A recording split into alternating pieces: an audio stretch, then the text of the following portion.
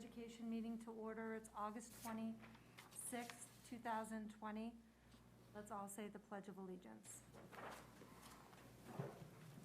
I pledge allegiance to the flag of the United States of America and to the republic for which it stands, one nation, under God, indivisible, with liberty and justice for all.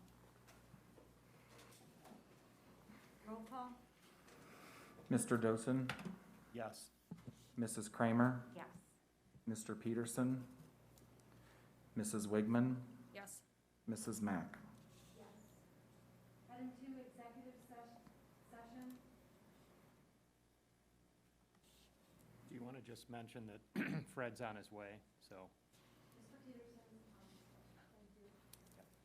Okay, do we have a reason here for executive session? I don't think Jen put that in there. It's for item A for personnel. May I have a motion to enter into executive session? So moved. Second. Okay. Mr. Yanko said this is for item A, personnel. Roll call? Mr. Dosen? Yes. Mrs. Kramer? Yes. Mr. Peterson? Mrs. Wigman? Yes. Mrs. Mack? Yes. We will now be in the executive session. We will be reconvening at 7 o'clock. See you then.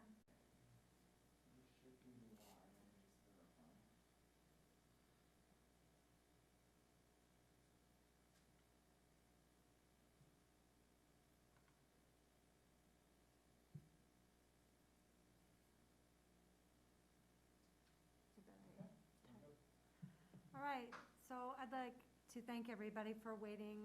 We're going to reconvene our regular meeting, and we apologize for starting a little bit later. We had an executive session. So we're on item 3, reconvene.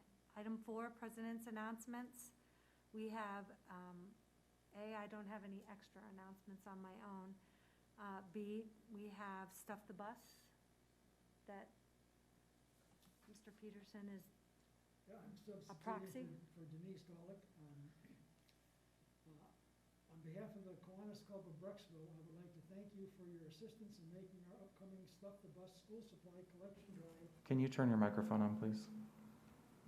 Thank you. On behalf of the Kiwanis Club of Brecksville, I would like to thank you for your assistance in making our upcoming Stuff the Bus school supply collection drive eye-catching with your provision of an actual school bus to stuff. I am sorry that I cannot attend, this is for Denise Golick. I'm sorry that I cannot attend tonight's meeting personally. Our Stuff the Bus school supply collection drive will take place this Saturday, August 29th, from 10 a.m. to 3 p.m. and will be located in the Brecksville Municipal Lot. We have asked donors to collect face masks, hand sanitizer, sanitizing wipes, as well as the traditional school supplies needed by students. Honey Hut gift certificates will be handed out to donors while supplies last. I would also like to publicly thank Jen Simic and the Busy Bee Art Studio for volunteering to serve as an alternate collection site for those who cannot donate on Saturday. Once supplies are collected, we will inventory the items, and then she will then reach out to building principals and counselors to see where the items can be used best. Any unused supplies will be donated to another local charity for distribution to help satisfy the needs of other districts. Please do not hesitate to reach out to me if you have any questions.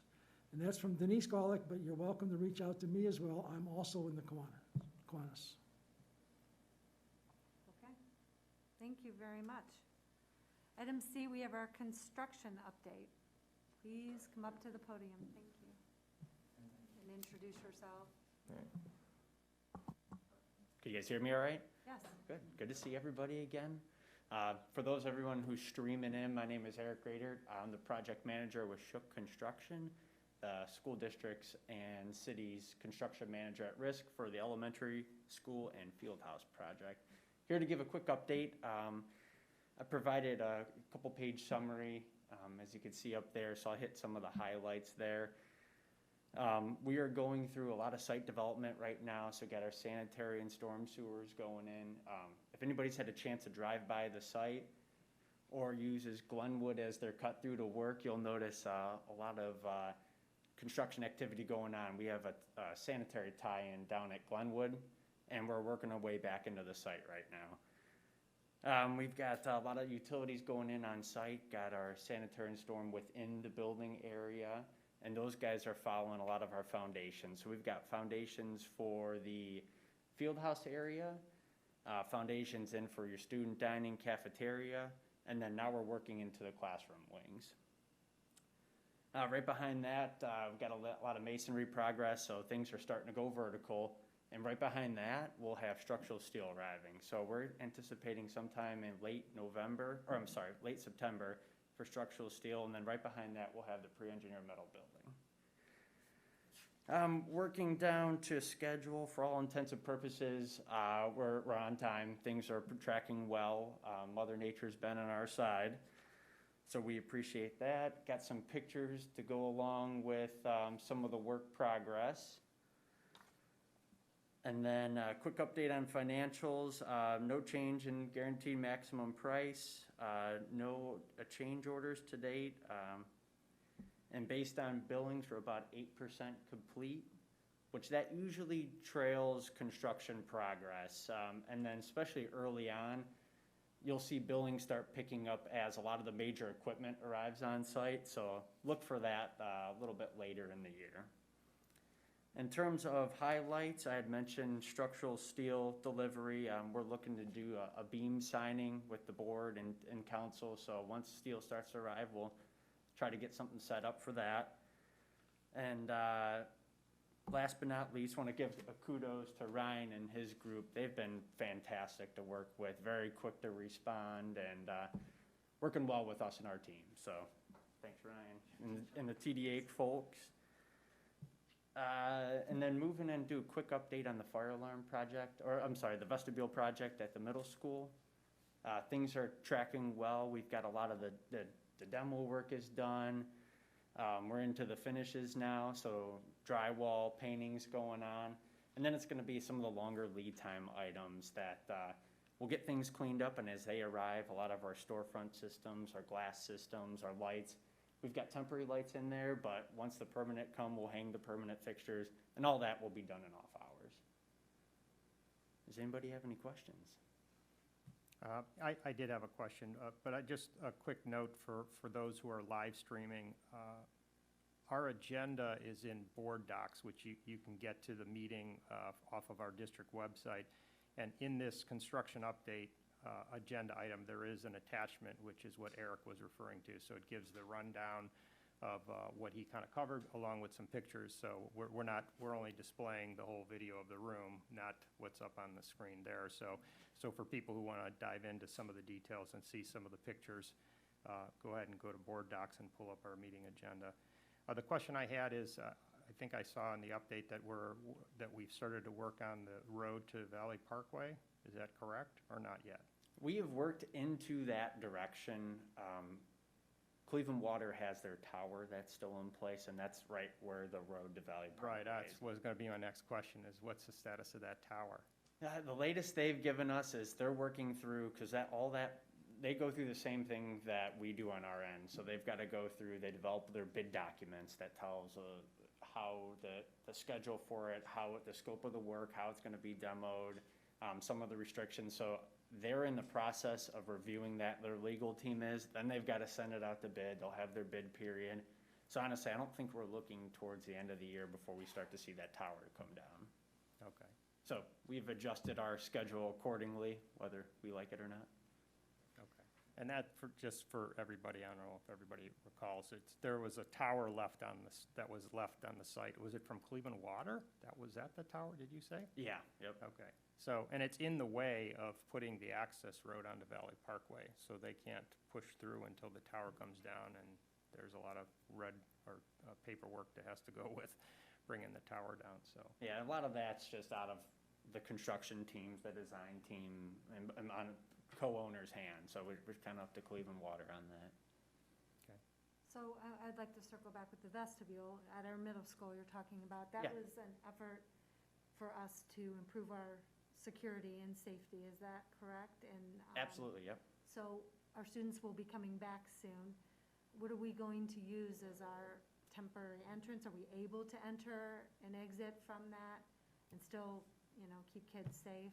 Absolutely, yeah. So we are putting temporary measures in place. So that front storefront system actually gets removed at a point when the materials arrive on site, but we're gonna leave that so we could maintain a secure entrance there. Everything will be cleaned up, all the visqueen and temporary plastic will be removed, so yeah, it'll be ready Yep. for our people. And for what I understand, I think just based on logistics and COVID, that there's gonna be multiple entrances into the building, so that would just be one of them, but it'll be maintained open. Okay. Anyone else? So when do you anticipate that the vestibule at the middle school is going to be completely done?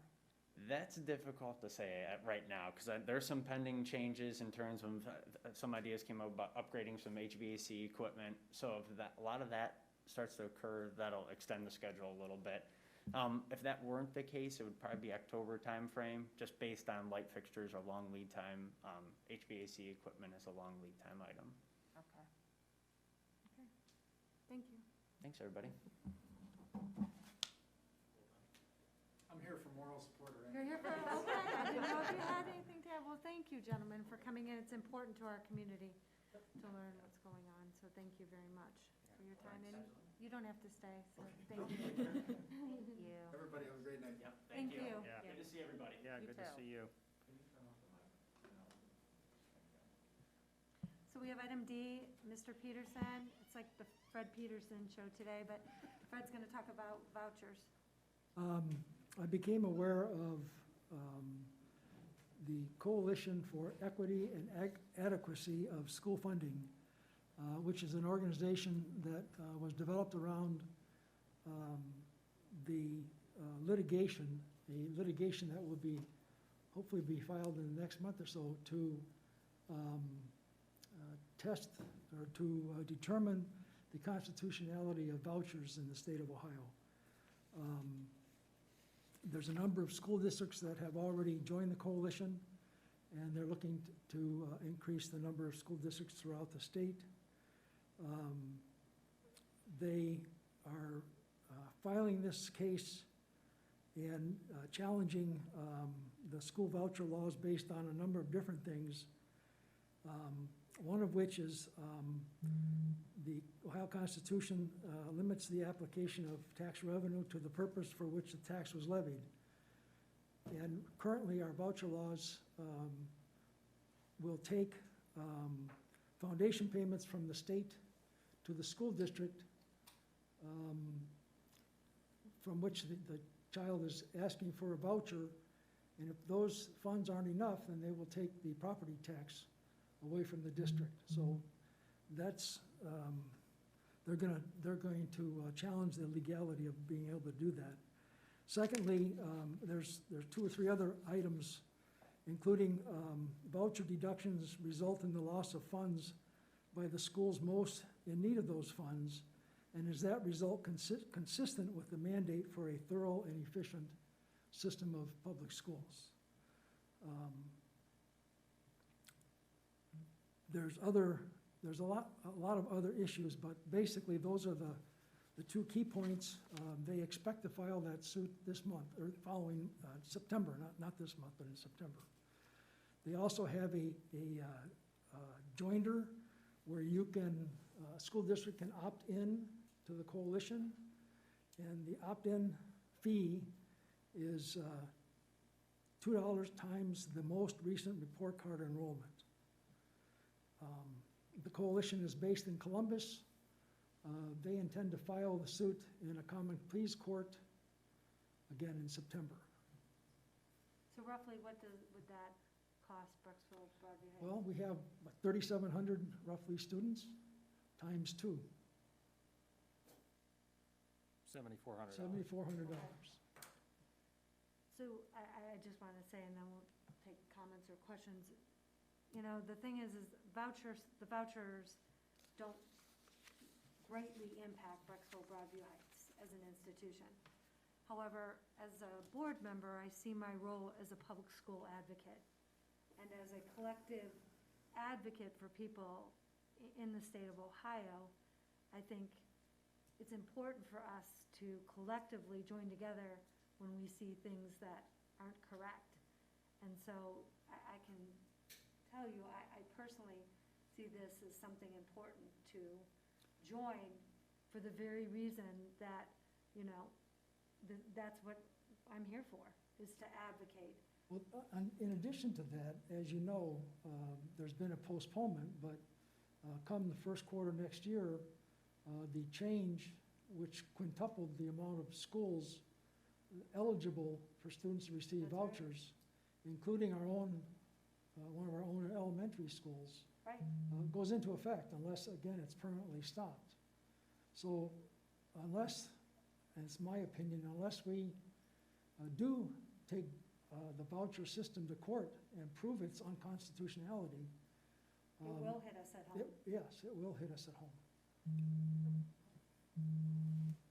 Craig, I was just wondering, and I don't expect you to have the number like right at your fingertips, but do you have like a ballpark idea of how much? And I know it's gonna probably increase, but how much we spent on vouchers last year? Or that's probably not the correct way, how much we lost. You would be correct that I would have to research that. Okay. But in general, as Mrs. Mack said, it does not impact our district severely currently. Okay. But then, you know, assuming that, you know, what they tried to implement last year goes into effect in 2021, it would be how much per student? Are they saying 74? Is that what we were saying? I don't really know. No, it was 74 Or- for the No, no. coalition. Oh, sorry. How many students at Highland times, Oh, it's the, But it's not the Well- 5,000 that was for high school, the elementary rate was a little bit lower. Yeah, Right. I think it was Right. like 46. well, but the point is that if we lose 2 students, we pay for this. Right. Well, yeah. You're assuming that the lawsuit is successful. And Well, the yeah, I law am. gets changed, and the Of law course gets I changed. am. Right, right. I guess, you know, and just to frame it in for maybe people that are live streaming, our share of funding from the state per student, what is it, about like $1,200? No, it's less than that. It's less than that, okay, so, but it's less than $1,200, but if a student from our district leaves and is eligible for a voucher, and it's a high school student, $6,000 from our district follows that student. Yep. Correct. So even though the state only gives us, let's just say, $1,100, we send out $6,000, so that delta is coming out of our community's tax dollars. Right. And that's the injustice of it is that the state can say, hey, the voucher student, the money will follow them, but they're not using state money, they're using our local taxpayer money. And if you start getting up into higher numbers, it becomes very expensive for our local taxpayers. So I guess my only comment on this is that the because it was Ed Choice was the name of the state program, Right. and they made changes last year before the pandemic hit, and it was exploding because the number of districts that were gonna have to be open to vouchers just exploded. And there was a lot of blowback to the legislature because a lot of districts, high-performing districts all across the state were gonna get caught up in this. We had one school that was gonna drop into Ed Choice, and so there was a lot of feedback going back, and there was a lot of pressure being put on the state legislature to change the law to rein it in. And then the pandemic hit, and they punted and just say, we're just gonna hold it to what we did last year. So that explosion of Ed Choice schools never occurred. And as Fred mentioned, that only was a year punt, if you will, and they're gonna have to revisit it again, you know, this coming winter. So I guess before jumping in and using some of our taxpayer dollars to support this legal effort, I'd kind of like to see what happens at the legislature. You know, are they gonna let this thing go kick back in and go back to what they had before, which was they were getting a lot of blowback? Or maybe they'll look at, because there were some interesting ideas that were coming out of that, and some of them were saying, hey, let's keep districts whole and not take money out of their district, you know, but then the whole pandemic hit. So I'd kind of like to see what the state legislature does with this first, to see if they might be able to come up with an equitable solution to it Well, before we. I agree with you. The other good news, I guess, for public schools is that Mr. Cupp is now the Speaker of the House. Right. So the Cupp-Patterson bill to equitably finance schools has a significantly better chance of being reviewed. And in fact, they're talking about doing it before the end of this this calendar year. Right.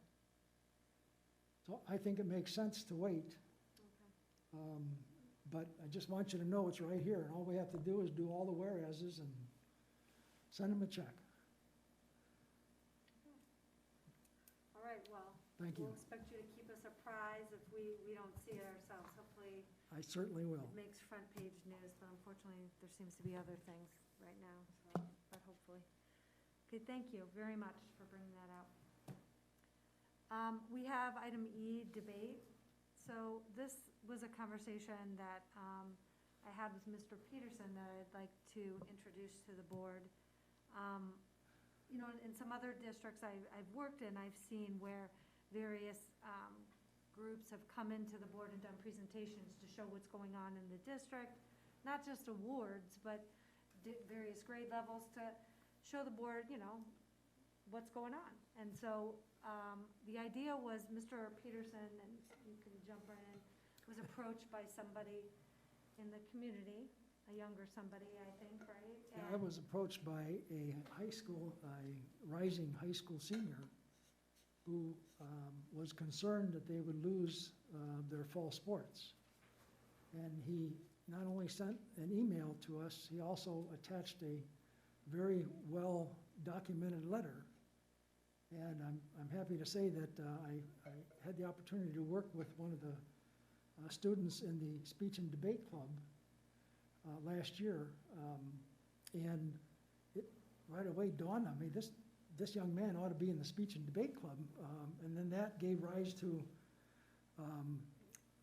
me sending an email to the faculty advisor to the speech and debate club about having a debate about whether our schools or one of the ways or one of the topics of whether schools should be open or closed or what during this pandemic. So to circle back with that, I've talked to Mr. McCandless, who is no longer the main, Correct. but, and he has told me about the challenges he's had with recruiting for debate, especially it's going to probably be a challenge in the hybrid model as well, especially at the middle school level. He's used and brought in debates to show the middle schoolers, you know, what debate looks like. I think we have an opportunity here to, if we set the right parameters, we have a discussion with the head of the debate, you know, to show students who care to, you know, watch our board meeting, or we could send out a link, but we have an opportunity for the board to see what debate does, and then, you know, to also help that program recruit. Well, I as think it well. makes sense to make it fairly brief. We don't want to have an hour-long debate, but something that just gives our district an idea of what they do. So if you would be okay, if the board would be okay with this concept, I would be happy to reach out to the head of the debate and kind of talk out what that might look like in a 5-minute period of time, just because I've done this in my classroom, and we'll kind of circle back and offer them the opportunity to come in September to show us what debate looks like. Sounds good to Would that me. be okay with everyone? Sure. Okay, Yeah, and if I understand correctly, this will be open to other groups as well. for sure. Yeah, I think that'll be great. Okay. Good display of what our students are up to. Yeah. Item F, board retreat. So I'm going to turn this over to Mrs. Wigman. So we have had ongoing conversations about how and what the board can do to continue to grow and develop, and how we can grow in our own roles as board members. So back in February, we had an initial retreat, and we thought it would be a great opportunity, given the circumstances that we now find ourselves in with COVID especially, to revisit and hold another retreat that would allow us to circle up with the staff of the Ohio School Boards Association, so our governing body for school boards and school board members, to receive just sort of a refresher course in best practices, best leadership skills, quality communication, and then I thought it would be great to have additional conversations around strategic planning. I think where we find ourselves, where the trajectory of the school district is going with consolidation of elementary schools, distance learning, online learning, I think it would be a great opportunity to have all of us on the same page with the administration. And then in addition to that, given that the Capital Conference, so the Ohio School Board Association's annual conference will be virtual this year, we won't necessarily have the expenses that we would traditionally incur for attending through travel and overnight stays, which I think would behoove us in offsetting any costs we would incur in hosting another retreat. And then again, allow us, again, the opportunity to come together, have additional conversations about what's working, where we can improve, and how we can work together to move the district forward. So I wanted to get some feedback on thoughts about interest in that. The OSBA would have a representative come up and visit with us on a Saturday for a handful of hours. We can preset and select the topics that we want to discuss, and then they, as a governing body, would help us through some of those topics of discussion. At that point, I would actually also recommend we potentially have legal counsel available to attend as well. Given that the Ohio School Board Association guides on best practices, if we have legal questions, it's always great to be able to lean on that resource as well. Thanks for doing all that research. Sure, I absolutely. think it's a great idea, and am absolutely in favor of doing something this fall. Okay. I think it just depends on, what we're looking to achieve at it. You mentioned a number of different objectives, and then also throwing legal in there. So I don't know if that means we're going to pay a lawyer a lot of money for 3 hours to sit there and wait for a question. Fair. And obviously, as we get together for a retreat, that's considered a board meeting, so that would be the standard stipend that we would all get for that meeting, so that's part of that cost too. So yeah, I would just say as long as the focus of the retreat is kind of defined and not, if we're only going to have 3 hours, you don't want to do too broad. And Absolutely. start, like you mentioned, strategic planning. I would think that might be a whole 3-hour session by itself Very well, versus one piece point well of made. a 3-hour session. So I guess, I'm fine with it as long as, we kind of hone in on kind of what we want. And I'm sure whoever the facilitator would be looking for some clarity too on what we're trying to achieve. Absolutely. I think that's a great point on all accords. And I think being able to set the parameters, especially for OSBA to come in and elaborate on their experience and their best practices and that sort of thing, I think would be good. And so long as we agree to whatever those topics are, I think that would be fine. That's my concern.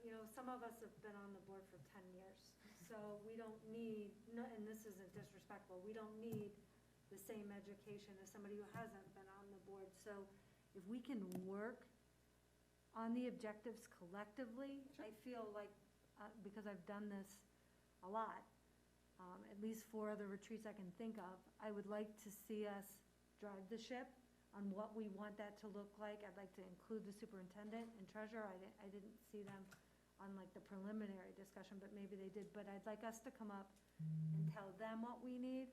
Mhm. I'm not sure, I'd rather what we had talked about coming up for collective goals. Mhm. I think that in itself is a huge, I'll just throw that out there, is a Yeah. huge thing to accomplish in 3 hours. As far as like what a board member should be in a role, I'm not looking for that after 10 years, and I'm not open to that. I can see going to, if somebody else is, they should go to that seminar and learn about that, but I'd more like to see us working on collective goals. That's what, Sure. but something around that. As far as Saturdays, I know Joelle, we are putting in hard days, and it's only getting harder.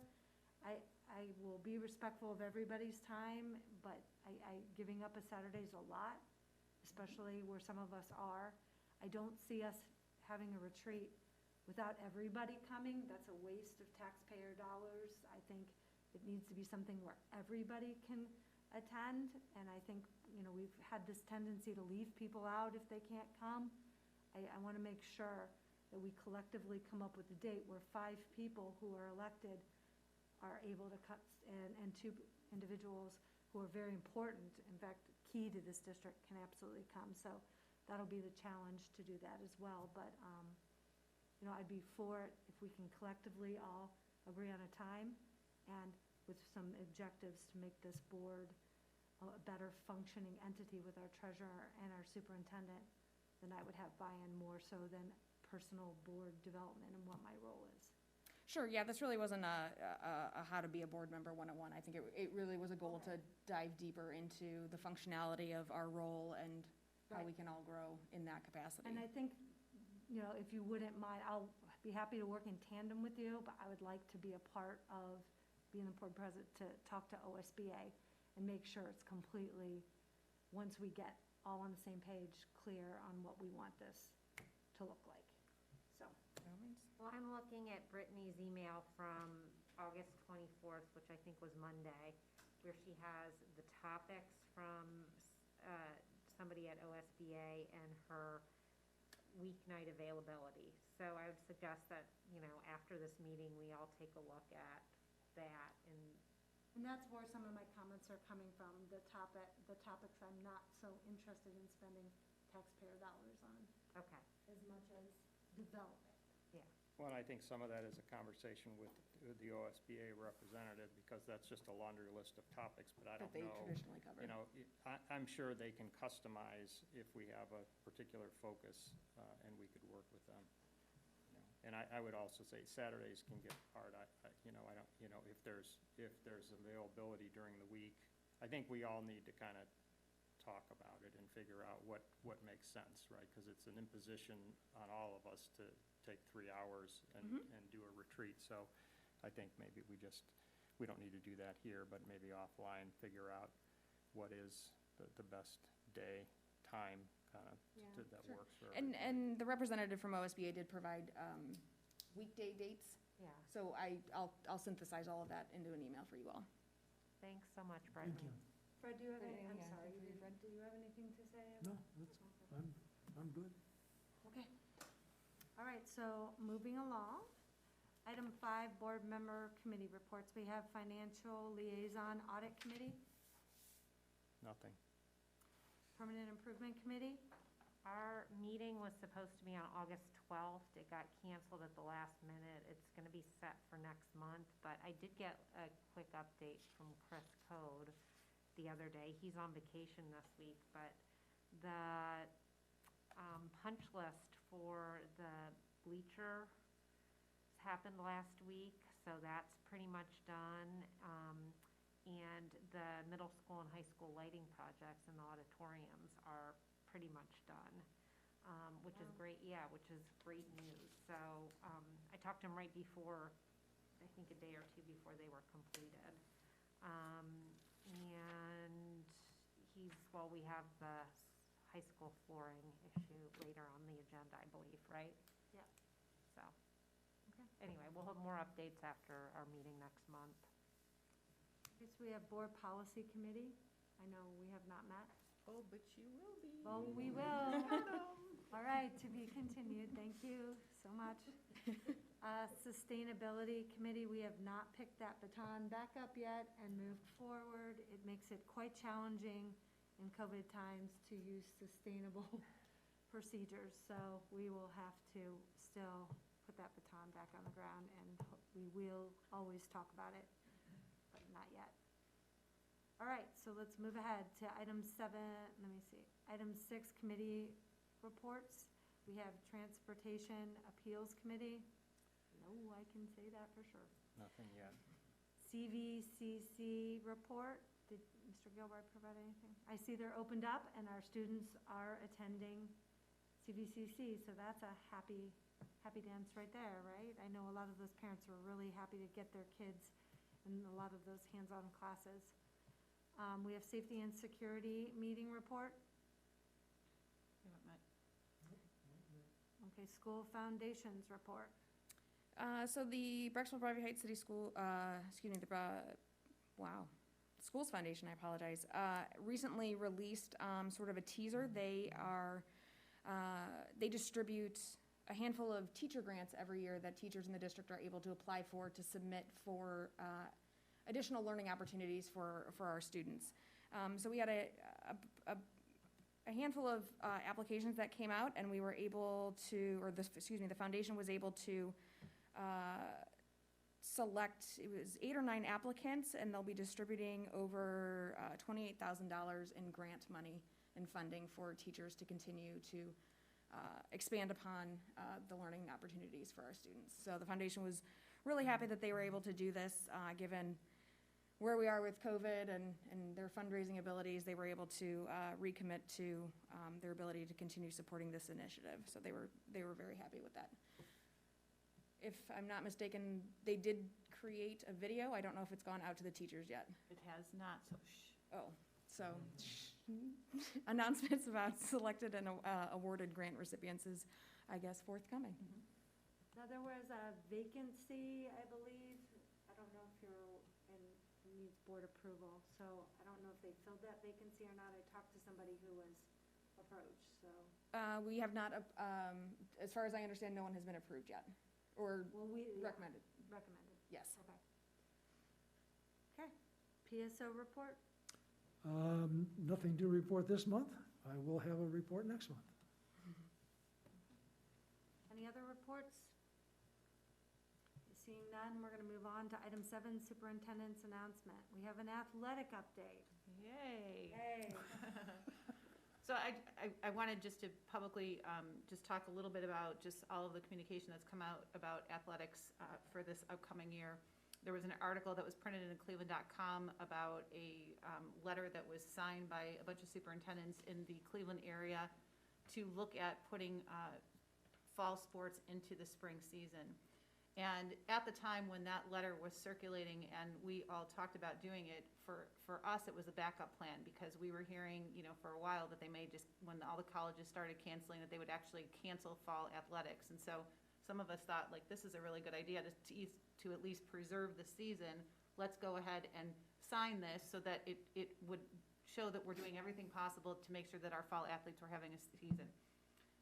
The letter was signed, it was submitted, and then it became old news to the paper, but new, it felt like, and so this information went out without all the background information to say this was a backup plan. We weren't ever going to move it unless they were gonna tell us that they were gonna get canceled to the spring. So I just wanted to clarify that. And since then, as you know, the governor came out last week and said that yes, we're gonna move ahead with fall sports. However, districts, if you wanna move them to the spring, you can't. So he left it kind of wide open, and some of us that supported that thought, well, this is really not good. Many of those superintendents who supported possibly moving it to the spring as a backup plan, we were not in the same conference or not in the same league. So if we all decided to do it, we may or may not have had anyone to play. So we actually said, no, we're gonna go back to our league to see what our league decides. And so the very next day after the governor made his announcement that we could continue, our league met and decided to move forward with the fall sports. So that's exactly what we're doing. A communication went out yesterday to our whole community to talk about some of those regulations that are put on us for athletics. So especially those full contact sports in some of our venues. And what the language actually says is that we can have 1,500 or the lesser of 15% capacity in any of our facilities. So that would include our gymnasium. It also includes our stadium. When we did that analysis and looked at that 15% versus the 1,500, our 15% is the lesser. So we can have approximately 700 people in our stadium for any given event. For football specifically, because we have so many participants in a football game, if you look at our 260-member band, plus our football team, which we're only allowed to dress a max of 60 players, plus our cheerleaders, the only way to achieve and then allow some tickets for the teams that we're playing to be able to have their spectators show as well, we're only able to give 2 tickets per participant to each participant that's on the field, and then they would then in turn sell those tickets so that we can maintain capacity that we're allowed to maintain in the stadium. For the gymnasium at the high school specifically, we are allowing up to 4 tickets because there's less participants in those activities, and we can fit, additional people on both sides of the gym. So it looks a little different for each sport. But I want our community to realize that this is all based on capacity and what that percentage would be and how many participants that are in that activity that are driving those numbers of tickets. This is not, it's a simple math problem when it comes down to looking at capacity versus, what we're allowed to have. We will sell concessions as much as we can at the different venues. There will be allowed for teams to sign up for sponsorships and work the concessions just as they have. Everything's going to be grab and go. There won't be anything really made in the concession stands or food kept where there's any handling. Everything will be pre-wrapped and people will be able to buy it. But we did not want to shut down concessions to allow for those teams who use that as part of their fundraising efforts. We wanted them to be able to do that. So our first sporting event is happening tonight, soccer at the stadium right now. So it'll be interesting to see what that looks like in terms of, and we are hopeful that people will respect the rules and regulations and the guidance that has been put around having these events. We also just got another Department of Health order that talks about entertainment venues, which also includes our auditoriums and the ability to be able to have shows. So we will be having band concerts. We will be having some choir within the context of those regulations, and they are the same percentages. So 1,500 or 15% max capacity. So again, we will use the same formula to figure out how we will issue tickets for those events when we're able to schedule those. And that order just came out today, so that's new and hot off the presses as we speak. I'd like to take also a minute to send some kudos to our admin team. Our admin team has been back at work since the last week in July and feverishly trying to put these detailed plans together to reopen our buildings safely for our staff and students. And, as information has changed and as things have changed, they've been very flexible and adjusting plans and meeting with parents individually to make sure that parents feel comfortable about their decisions and about what they've chosen for their children. So I really want to thank them for being that flexible and diving in and never complaining about, having to put all this time into making sure that this is as safe and as possible as it can be for our staff and students. In addition, we are also planning on having a town hall meeting. We will set the date this week and send it out in a constant contact communication. Having a town hall that is specifically, education-based for our families to talk about what does online learning look like, what does remote learning look like, talk about expectations parents should have for their kids, talk about, what it really should look like. It's not as simple as, sticking a camera in front of a teacher and, expecting a child to engage in front of a screen for a 52-minute period. Even kids that are sitting in a classroom aren't necessarily engaging with their teachers for the full 52 minutes. They might be engaging for 15 minutes and then doing something on their own and possibly coming back and doing something else for 10 minutes. But it should never be expected that the kids are sitting engaged, with a teacher lecturing them for 52 minutes. So we really want parents to understand what good live streaming should look like, because we learned a lot from the spring, and we recognize and are humble enough to know that we didn't do all things well. And so we really want us to set a structure. We've come up with a structured lesson plan that our teachers will be following that kind of outlines those timeframes and what those expectations, and then we want to share that information with parents, give them an opportunity to ask questions specifically about online learning. So that will happen towards the end of September, so please stay tuned and look for a date on that as well. And a last bit of information, an email came out today from some superintendents in Columbus and down in southern Ohio regarding as to whether or not we want to band together as a group of superintendents and approach ODE and our State Department about the suspension of testing for this year.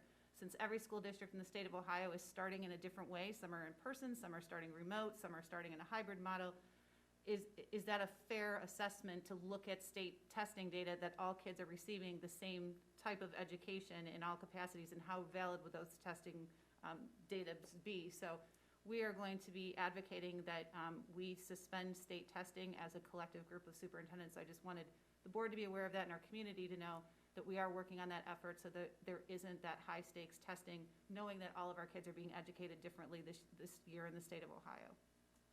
I hope that is something that is really, they're open to listening to. I can just tell you, like as a teacher, we're talking about what's the most important standards. Mm-hmm. We have to Essential standards, yeah. We have to put the other standards away, some of these, because we have to decide. So it's a very difficult thing as an educator for you to make those decisions because every group of kids is different. So I'm hopeful, and some of them we're not going to be able to hit in this kind of capacity. So I really hope that they listen to you. Thank you, and also kudos to everything, Mr. Martin, to your whole administrative team, to, you know, one really cool thing that's developed was, you know, something you and I had talked about before, which was open campus. And I think the feedback I got has been amazing from that, and Mr. Ass' willingness to, you know, dive into that. And, you know, I don't know if the rest of the board's aware of that, but there's a lot of flexibility now in a good way for those students up there, and I'm hopeful that maybe it's something that can continue, because I know Mrs. Maggie and I have talked about that being something that we would like to explore for our students in good standing. So, thank you. Anything else? Okay.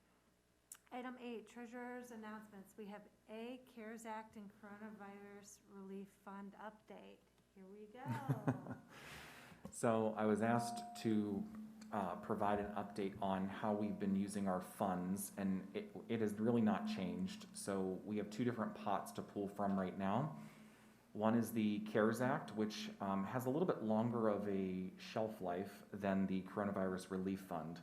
So we'll start with the Coronavirus Relief Fund. That was kind of recently established. It's for any purchases back from March through December that will be used for basically for PPE. So currently we're sitting at about, we were awarded $184,000, and we're currently sitting at about 150 or 160 that have been charged to this fund. So it's mostly been spent, and it's all been done on PPE. We're still finalizing some of those purchases as the information has come about.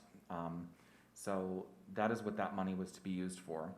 The CARES Act provided a lot more flexibility, and it's technically has a little bit longer of a shelf life in terms of expenditures. And our district decided to use this money, which was a total of $240,000, but about $20,000 of that is going to go to our non-publics. So Dr. Martin had to do some consultation with the non-publics that are in our district to allow them to spend their money that they were allocated. For our district, we chose to spend that money on technology. So all of the teachers, I believe they shipped last week. It's like 350 laptops. We purchased Chromebooks for the K-1, as well as it provided all of the streaming capabilities with mic packs and high definition webcams with wide angle lenses for the teachers that would be teaching in a live stream capacity. So we're technically over a little bit on budget for that, which will end up having to go to the general fund. So all of that money has been spent on those items in excess. So those funds are technically gone.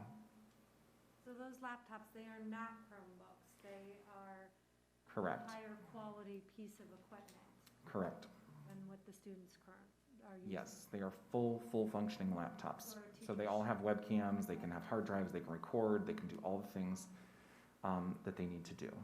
Our teachers are pretty well equipped for this hybrid, remote learning, and, you know, Yes. a little bit of PD. Mhm. I'm sure it's going to be a great success. Craig, and We all certainly these hope pieces of equipment specifically related to the teachers, they've all been prepared and they're ready to go for teachers. There's no additional lag time in providing additional access to software and any other programs that they might need. They basically show up and they're ready to go for the teachers. Like, Well, no, when they come in, basically what they do in the IT world is they create an image, and that image will be deployed among all of the of those laptops so that they have all of the stuff that they're supposed to that they need. They've been told to communicate that to the technology department and through Scott Kinkoff to make sure that they have all of the software that they need if they do teach something specific that would not be on a traditional image, so that they can make sure that they get them out as quickly as possible. But it's but that it's been standard's tough to often get set. hardware, but now that the stuff is coming in, which is good, we're actually ahead of some of the schools in terms of getting some of the hardware. So, you know, thanks to Bob for getting us some of those devices as quickly as possible. Okay. Are we using, Joel, Clever? Do we have Clever for, it's like an integration app system for the students to just log in and hit all the apps that the students are using. I do not know, but I will find out That's for okay. you. It's just something very useful because Okay. we're discovering that the students are having trouble going to the different apps, so it's a one-stop shop where all the apps are created. It's easy for the teacher, they just put what they use based on their grade, and Okay. it's been something that's worked at least very well in other districts, so I know where I work, that's something that we're Okay. using for our hybrid and remote learners. Just a clarification, the laptops that we purchased that our teachers have, those, I assume those remain district property, right? So if a teacher moved on, when we had to Correct. replace them, the laptop stays, right? They're not the personal property of Yes, our teachers. that's correct. Coded, and every year you turn them in unless you sign them out in the summertime, I would imagine, just the way. Yeah. I meant to ask this earlier, and then we went on to another topic.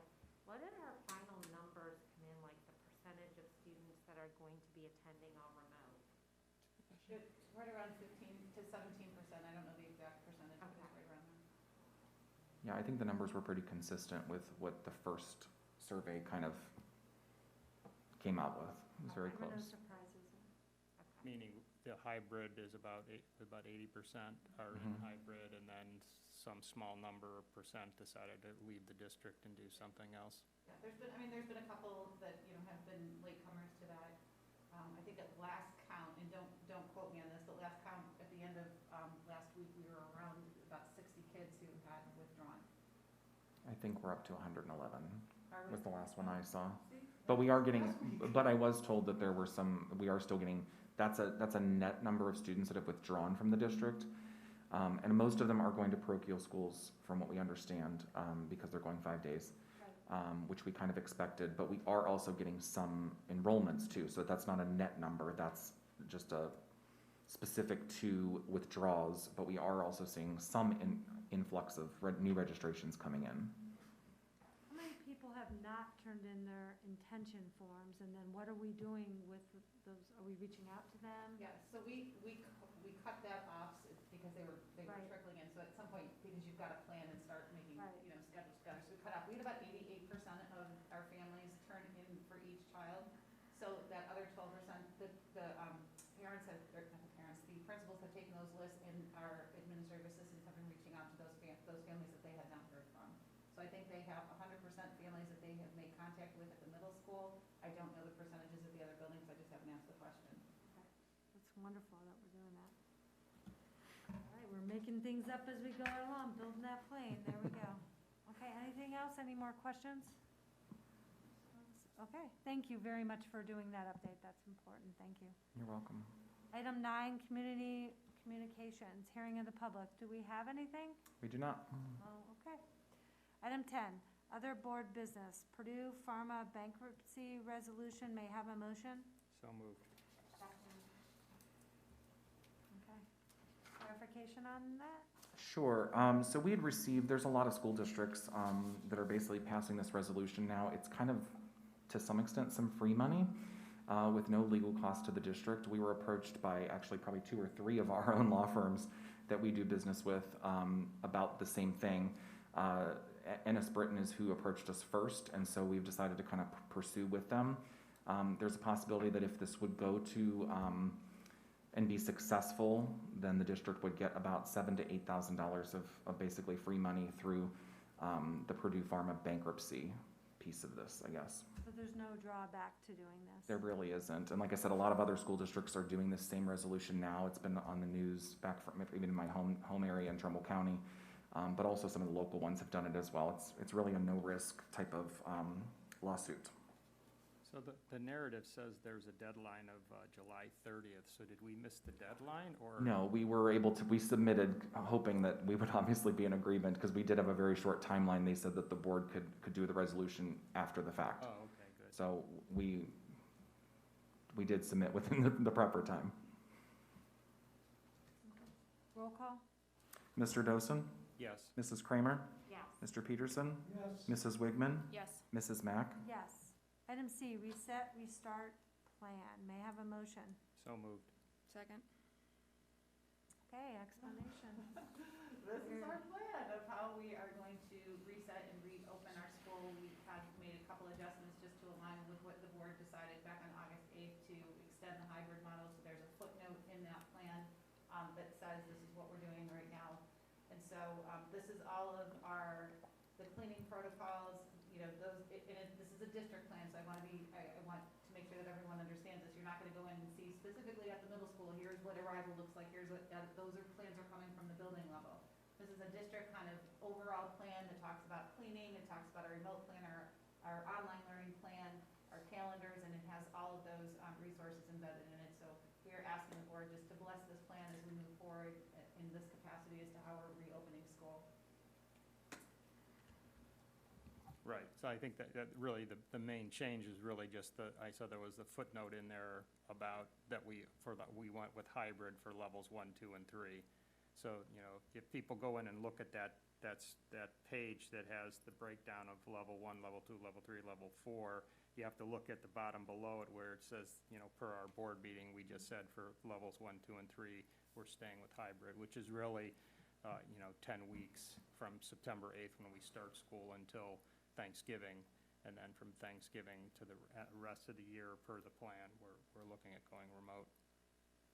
Yeah, and I think the difficulty we're finding with athletics and with the restart plan is it's running in magazines and things that are flat, and sometimes some news agencies that are pretty flat, they go back and they listen to our recording. So I'm asking the public, if you thought we made a change and then you read something, that just consider the fact that that might be a couple weeks old news, and that would be helpful. So Yeah, we have a monthly column in the Drexel and Broadview Heights magazines, and there's a month lag time. So we have to Right. submit on the 5th of the month, and the articles don't come out till the 23rd. Well, as you've seen over the last 6, things change within, a couple days of each other. So by the time that we submit something, it might be different by the time it's publicized, and that's pretty true with like most of those monthly and weekly publications. The deadline is way before the actual published date.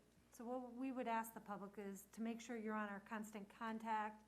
You have that update that you send out, the superintendent's update, that is the most up-to-date. And, not to be disrespectful to our news agencies, but because things are changing so quickly, that's what you want to look at. And I can tell you, if you're not on that, and I've heard people say that, somebody can forward it to you, and at the bottom, it says join the email. That's how, you don't have to call anybody here.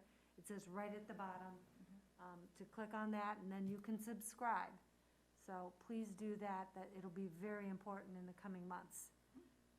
Okay, roll call. Mr. Dosen? Yes. Mrs. Kramer? Yes. Mr. Peterson? Yes. Mrs. Wigman? Yes. Mrs. Mack? Yes. Item E, face covering policy. May I have a motion? So moved. Okay. Each district is required under the guidance to adopt a face covering policy. The policy that you see that was put on the board agenda, it comes directly from our attorney who you met with earlier. And that was until we received the Neola policy. It's very important that we have something in place when we open up school that shows that these are the guidelines of the face covering policy. So I would ask of the board that you go ahead and approve this, knowing that we are going to have a policy meeting. We will compare what we've adopted tonight with the policy that we just received from Neola and integrate, and it might be that we redo or revise, which is, it's typical protocol and policy that we do revisions throughout, but would feel more comfortable having something in place prior to us opening school so that everyone walking in really understands that this is our face covering policy, and we will, it will be updated through the Neola process, but for right now, this language covers what we need to have in place for school to open. And I ask people in the public to please take a look at this. We are going to hand it out, you said, so they can see that. We can link it to. Link it. An email. There has been some talk amongst the buildings because, you can read one article and they say this face mask is better than that face mask and this face mask is better and these don't work. And so, to be proactive, one of our parents, very kind, she is holding 3 Zoom sessions with all of our staff to talk through just kind of some of the health issues with COVID and what might be appropriate, what might not be appropriate. And I think one thing that all of our medical profession will agree on, that there are certain types of material of masks that are not useful at all, which would be fleece and bandanas, specifically because the fleece and bandanas can get moist from, you know, you breathing through them all the time, and so really when they get moist, they're not as effective. So the recommendation out of the medical field is to really not have fleece or bandanas as mask materials. So from a building perspective, all of our buildings are putting that into their protocols on how to come back, that no fleece masks and no bandanas, and that's really the only kind of stipulation we put on that, because recognizing that people are going to have medical reasons, or there might be disability reasons that certain people cannot wear certain types of masks, we are requiring face coverings. So we don't want to be very specific and say it has to be this particular one. And so the policy is vague on purpose, but it's a policy that says must be worn, so. And we're happy we could offer our parents a choice to come to school, or if they don't feel comfortable, to stay at home.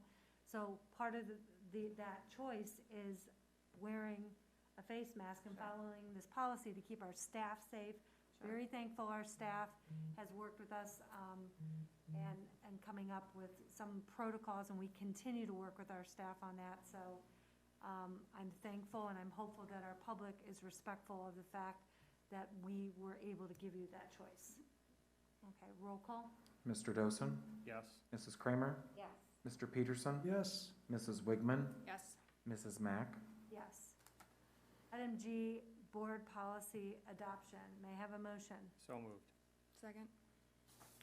This is another policy that we received that the date was actually changed. It's a policy, it's a new policy on teacher evaluation. There have been things that have been taken out of the law that around teacher evaluation, and this policy needed to be adopted by September 1st. So we were putting it on the board agenda because September 1st is coming up very quickly, and again, asking for you to adopt it this evening. Know that this policy will change, because as we talk through evaluations, when we come up to our next negotiations, this will be a topic of that negotiations, but we're required by law to have it in place on September 1st. And again, will be revised as through that negotiations process with our teachers. Okay. Well, and I'm looking at the notes, and normally we do 2 readings on policy, but Correct. because we're up against a timeline, we Yes. don't have to do 2 No. readings, we can do 1. Mhm. But so is the protocol that Kathleen has to offer it, and somebody has to second it? Or how do we procedurally adopt this policy in 1 reading? I think it's just because it's actually as an adoption, not a first read. So the title is actually that it's an actual Okay, so adoption, we don't have to do anything else? Yeah. to my knowledge. Well, and I apologize, so board policy dictates whether you do a first read, if you do 2 readings. You don't necessarily need to do 2 readings, and we could probably look it up really quick if we would have to then remove that first reading. Do you want to table this and come back and we can look it up? I can look it up? Can I have a motion to table item I? So moved. No, not I, It's not G. G. Oh, G. sorry, item G. So moved. Apologize. I will look that up really quick to see if it's, Can I have a second? Second. Okay, we're gonna be tabling item G. Okay, item I, moving on, change of school calendar resolution. May I have a motion? So moved. Second. Any discussion? I assume this is just for us pushing back to September 8th. that's correct. So originally, school was supposed to start August 24th, and then when the board adopted the hybrid model, we wanted to give more runway for all of our staff to plan, as well as it's been encouraging to see the direction that the county and the state has been heading with COVID. Cuyahoga County coming off of red and downgrading to orange was really nice to see. And so this just gives us a little more time before students enter the building. And hopefully, when they get there, that trend line will continue and give us a better chance. Actually, I'll also throw on, we talked a little bit about before how many families are choosing or have chosen the hybrid. So if we're at about 80% and we're doing half Monday, Tuesday, and half Thursday, Friday, that means really at 40% of students in the building, which just creates that much more social distancing So all of those are positive, and hopefully that will help us get through the 10 weeks unscathed. Hopefully. And just to clarify, I didn't know this, but like, when we're talking about hybrid, Brecksville adopted what hybrid is. We decided what it was. In other districts, it's something completely different. So, you know, it's not a general term, it's just whatever is personalized, you know, for that district. Just want to clarify that. Roll call? Mr. Dosen? Yes. Mrs. Kramer? Yes. Mr. Peterson? Yes. Mrs. Wigman? Yes. Mrs. Mack? Yes. You do not have a to read in your board policy, so you're welcome to adopt it as is. Okay. So I have to amend the agenda and put it back, or just roll call? No, you have to put it. I you- tabled it. You tabled it, which means you didn't take it off the agenda, you just weren't gonna talk about it, so it's still an agenda item, so you could go back and just say that you would like to. You have to Okay. need a motion to untable it? No. So we were on item G, Back we on were the floor. talking, we had wanted to make sure we did things right as far as our process. So item G, board policy adoption. We already had a motion and a second, and we were doing roll call. So go ahead, roll call. Mr. Dosen? Yes. Mrs. Kramer? Yes. Mr. Peterson? Yes. Mrs. Wigman? Yes. Mrs. Mack? Yes. Item 11, superintendent's personnel recommendations. We have A, certified recommendations, B, classified recommendations, C, supplemental recommendations. Sorry. D, approval of superintendent's consent agenda. May I have a motion? So moved. Second. Okay, so before we begin, were you able, Mr. Yannikos, I didn't, to extract, is that where we're at, or no? No, that's under mine. Okay, just a real comment before we do our normal protocol. I think from a protocol standpoint, going forward, we need to make sure two things. One, that, you know, this agenda, sometimes as one board member pointed out, it's not searchable. And so we need you and Mrs. Magyar as well, who are in charge of all the administration, to please take a look and make sure that there are no conflicts for board members. And if there are, as part of good, you know, process, we need to make sure they're extracted. And that's not only going for anything that's you know, a certified, classified, or supplemental recommendation, but any other place as well. It just seems like it's just good protocol to pull it out. Now, maybe that's not necessary in other areas, and we can find that out, but as far as this, we need it pulled out. I also liked Mr. Dozen's suggestion about making it searchable, so when we're scanning in those PDFs, it's not searchable. Is there a way to be able to change that, so if I typed in my last name, I would see that, oh, there's something here? Is that I believe possible? it is. It Yeah, can be I'm converted. Okay. Yeah, and it just to clarify, it's not that the agendas aren't searchable. Everything in Board Docs is searchable, but Board Docs really, for file attachments, PDFs are what are the recommended file format. And when you have a PDF can either be scanned in or generated as a searchable, meaning text searchable, or it gets scanned in as an image where it looks like text, but you can't search it. Okay. So a lot of the PDFs are searchable, okay, but some of them aren't. And so I think just maybe as a procedural thing, especially items like the supplementals is what we're talking about, which has a lot of names in it. So if we wanted to look to see, you know, Kathleen's husband is a coach, a softball coach in the district, and you wanted to see, hey, does he pop up? If all of the PDFs, especially those that have to deal with employment, are searchable, you could literally just type in at the top and you would find out if there's any hits. You could see, oh, is a particular name in here, and then we could pull it out so that a board member could abstain if there's any type of a conflict situation. So I think this is just kind of a procedural thing that on some of these things, we just maybe need to take a look at and see. And this really would go for everything that goes in Board Docs. The more that we can create PDFs that are searchable, the more valuable Right. it becomes, because you can search and find things really easily. So I think this is just kind of an ongoing thing that if we could take a look at and create these in a different format, which isn't hard. You know, let me know if anybody needs some guidance on it, but it's really not that hard to do. that'll make it easier. And then I think to Kathleen's broader point, administratively, if Joelle and Craig and the whole administrative team can kind of help us and flag things, like if we have a relative or somebody in the district that shows up on an agenda somewhere, to help us flag it so that if we need to, we can pull it out, so that we don't, run into any conflicts.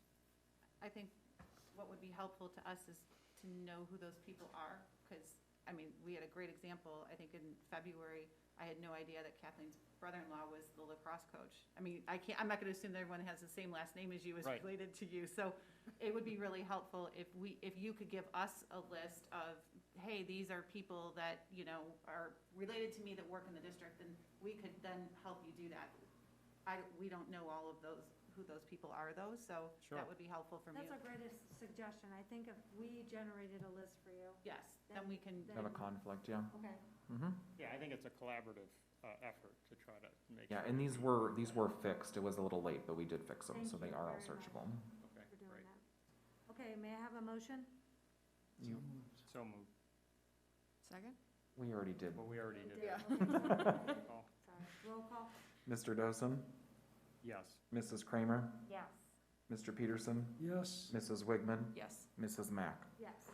Item 12, Superintendent's other business. We have A, ESC contract, B, additional ESC contract, C, Lawrence school contract, D, Monarch school contract, E, 2020-2021 bus routes, F, Red Oak contract, G, approval of superintendent's other business. May I have a motion? So moved.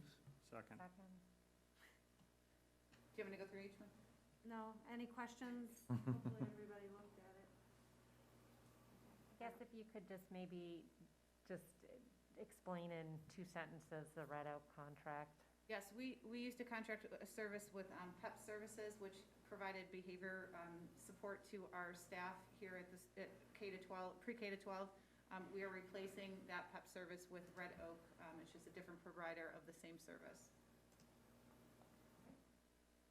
All right, roll call? Mr. Dosen, Yes. Mrs. Kramer, Yes. Mr. Peterson, Yes. Mrs. Wigman, Yes. Mrs. Mack. Yes. Item 13, Treasurer's Consent Agenda. We have A, Financial Report, B, Minutes, C, Advertisement of High School Structural Slab Repair Bid, D, Middle School and Elementary School Fees for 2020-2021 school year, E, Pay to Participate Fees for 2020-2021 school year, F, Donations, G, Approval of Treasurer's Consent Agenda. May I have a motion? So moved. Second? Okay, anything you want to highlight? Sure, I actually don't want to spend, I don't want to, it can be a little confusing. For the monthly financial report, there were some errors from the side of, from forecast analytics and some of the number conversion as we crossed fiscal years. So some of the numbers have not been fixed yet. I reached out to them. They're not huge issues. It was like the fund balance was not correct, and so that's going to skew some of the reporting. Just on the highlighted items that I thought were important was I tried to include some notes in the section about local taxes.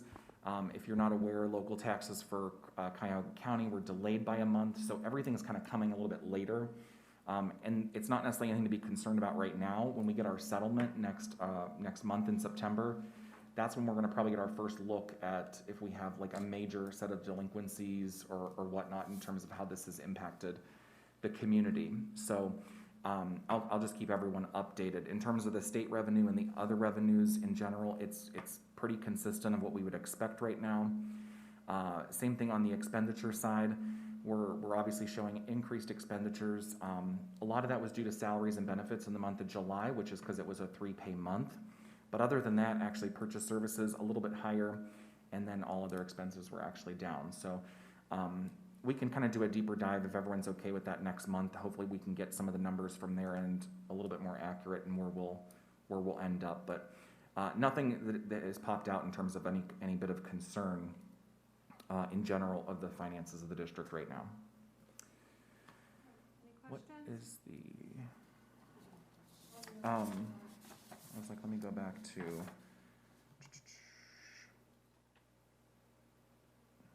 the fees, the pay to participate, the donations, and yeah, I think that's it. Craig, I just had one question regarding the school Sure. fees. You talked a few months ago about consolidating the fees for the school, and rather than it being more of an itemized, it was a sort of a one flat nugget that parents were paying. Correct. Is this what this is now? Well, actually, that was just for the high school. So Oh, just for the high the other schools have Okay. kind of been in a very simplistic form of just a general fee, and we did have to add a Chromebook fee because we are giving Chromebooks now to travel back and forth with students K-12. Okay. Grade 11 does not have a Chromebook fee because they're the last group that has netbooks. So we had to add some fees there for the Chromebook insurance program, and everything else was the same for them, actually. Thank you. One thing on the fees, in that Zoom meeting this morning, there's a couple parents that mentioned having difficulty with PayPal. I don't know if Pay schools, pay what? pay school. Yeah. Somehow they're having problems paying it. So today was an interesting day. We've tried to communicate with the community. We've had some technical difficulties. Final forms on their side for the pay to participate was not necessarily explained to me very well, unfortunately, in terms of how it's been run in the past. And so we're working on a workaround for that. So we've shut off payments as of today for final forms on the pay to participate side. As we work through that process, it actually may end up being easier for parents because Pay School is just launched today, so parents can actually at least make their accounts, but we're not going to be ready to take payments on Pay School until September 1st, I believe. Oh, okay. So That explains it. that was causing some confusion too. The high school was, there was some miscommunication between the technician for Pay Schools and the high school of where they were in the conversion. So the high school was not ready yet because they were finalizing schedules. So they finalized that today. They're going to do some testing, and then next week they'll be able to pay those fees online with Pay Schools. Okay. And then I think we're going to end up moving all of our pay to participate. If people want to pay those online, they'll be able to pay them online for pay to participate on Pay Schools. So it'll all be one system, even though they'll have to fill out forms and sign up on final forms. But So that's going to be broadcast out to the... yes, yeah, I've sent out 2 communications, but Believe it or not, some people don't hear the board meeting, so they may not know. yeah. No, I sent out 2 emails, one last week, one this week, and then we'll probably send out another one later this week or Monday. I feel bad that we have to send so many emails, but Never over-communicate. No, it's like, no such thing. Craig? well, yesterday I had to barter for my email with athletics. It was supposed to go out yesterday, and then Miss Magyar said to me that we had to put it on hold till this morning, so. Craig, will this information also be shared on your Facebook page? It is. I don't know if anyone else noticed that, but I did create a Facebook page for the CFO of Brecksville Broadview Heights to communicate with the community to just general financial information, like we're switching robocalls. It's going to save the district $6,000. We started our gap conversion, so if you don't like my page on Facebook yet, you can search Brecksville Broadview Heights CFO and like the page So that's the page, Brecksville Broadview Heights CFO? on Facebook, yeah. So I'll post updates and stuff regularly on there to help communicate with the community. And people can communicate with you through that. Do you have Messenger set up, or? I believe they can. I haven't done the full setup yet, but I believe that they can actually message through there. Well, they'll find you. They will. My emails are, I'll communicate that out. I think a lot of us who are on social media, that would be helpful for us sure. to communicate that out. Yeah. Okay, roll call. Mr. Dosen, Yes. Mrs. Kramer, Yes. Mr. Peterson, Yes. Mrs. Wigman, Yes. Mrs. Mack. Yes. Item I, payment in lieu of transportation. May I have a motion? So moved. Second. Any So, comment? well, just a quick comment. So this payment in lieu of transportation is students who choose to go to a different school other than our district. If we can't provide busing to their school, then they can get a stipend to cover some of their transportation costs. And this was pulled out because my niece is actually on this list. And I did call the Ohio School Board Association to find out, in this particular case, does this represent any type of conflict of interest? And they said no. But pulling it out is, given the climate that we're in and things that have occurred recently, just makes more sense so that I can abstain from it just to eliminate any perception of conflict. And I did, if I could, on this topic, I did get a question. I think, was it your question, Ms. Wigman? Just so people understand, these reimbursements happen after the fact.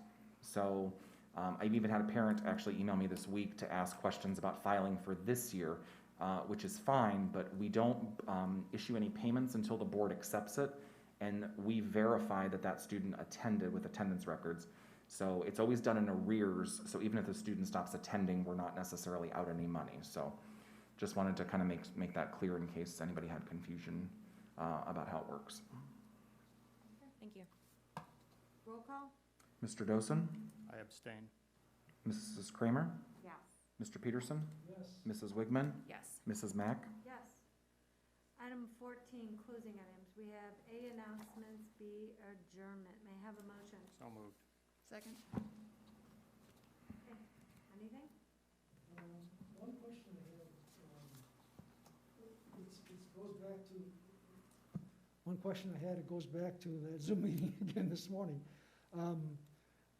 As I was going through the meeting and listening to all the questions and answers and stuff, it reminded me that part of our, and I probably should have brought this up under our reset and reopen plan, part of our program was to have 2 different places in each school building where kids that are sick or have medical issues can go that are separate from each other. And each one is going to be staffed by, I think you said a nurse or something like a nurse. How is that going? Is that still the plan? Absolutely. So the principals at each building have designated those spots. So, that wasn't something that we decided from, a district level, that they designated those spots. And we are training some people to be health aides so that we could have health coverage at all of our buildings next year. So it's not a nurse, it's just the person that's being trained as a health aide, or is Well, it a nurse and a health aide, or? So what the law requires is that we have at least one registered nurse assigned to a district, and then clinics can be run by trained health aides. And so that is the model. We have more than one RN that is in our district, but to make sure, because it was really important to our families when we talked through them, that there was somebody trained, that if kids get sick, that there's somebody at the building. So that's the model that we're running. I think we have 2 RNs, and then we're going to be, or 3 RNs, and run training 2 to be health aides, and so we'll have health coverage at all the buildings, but we'll have one RN that kind of oversees, just like that, what we've done in the past. Well, my concern anyway, is that you have a health aide doing both different rooms. So I guess they're gonna be have a lot of PPE and, You're worried about cross-contamination? Is Yeah. that what you're saying? Yeah, I think they're in separate rooms, aren't they? Yeah, well, the kids are. are. the kids are, but the health aide isn't. Ah, correct. It was, I know that they're supposed to change all of their PPE, I think, between crossing any of that stuff, because they have gowns and everything else with face shields and N95s. will we have like established procedures or whatever for that, to make sure that, because I'd almost like to see them change everything patient to patient or person to person, as opposed to room to room. Well, that's what we're saying. Like, if they're meeting with somebody, we've purchased gowns and the gloves and the N95 masks, so the hospital grade masks for They have to those change them all. people who are going to be in those rooms, to be able to change those out if they're meeting with kids, specifically if they're meeting with, kids who are sick. And one last question, and I'll let us get out of here. Do we have any relationship with any lab or any place where people can go to get tested? Or is that gonna be up to individual person that we discover has a high temperature or whatever during the day, or? So Is it- we reached out to some of the local hospitals to see if we could provide like an on-site testing for parents and staff and anyone that might be interested in testing. And just as you've been hearing throughout the state of Ohio does not have the testing capacity. As a matter of fact, the CDC even changed their guidance on, not testing people who are asymptomatic. So they're, making the recommendation that if you don't have any symptoms, not to get tested. So there's no kind of wide spread testing that we can do or being able to offer. That's one of the reasons why we've been proactive in how we're taking temperatures, even though the CDC has come back to say temperatures aren't necessarily a great gauge to know whether somebody has COVID or not. But to keep people out of the buildings if they have a fever, that's why we're taking the temperatures before they even walk in the buildings or getting out of their cars or getting off the buses. So we can say, if you have a fever and you're being dropped off by a parent, we're gonna take your temperature before you get out of the car. If you have a fever, you're gonna continue driving away with your parent. You're not gonna get out of the car and get out of the building and get into the building. And so kids who develop sick, they've got a fever during the course of the day, but they would not have even been coming into the building if they had a fever in the first place. So there's just not enough testing anywhere around it. Not in the state of Ohio. There's other districts that are doing, in other states that are able to provide testing, but we are not a high test state, so we don't have the testing capacity. And now with the CDC coming out and saying don't even test asymptomatic people, we're not going to get testing for everyone. It's just not possible. But we tried. Okay. All right, I have a motion did I already take the motion? Sorry, I'm so tired. Roll call? Mr. Dosen? Yes. Mrs. Kramer? Yes. Mr. Peterson? Yes. Mrs. Wigman? Yes. Mrs. Mack? Yes, we are now adjourned. Thank you.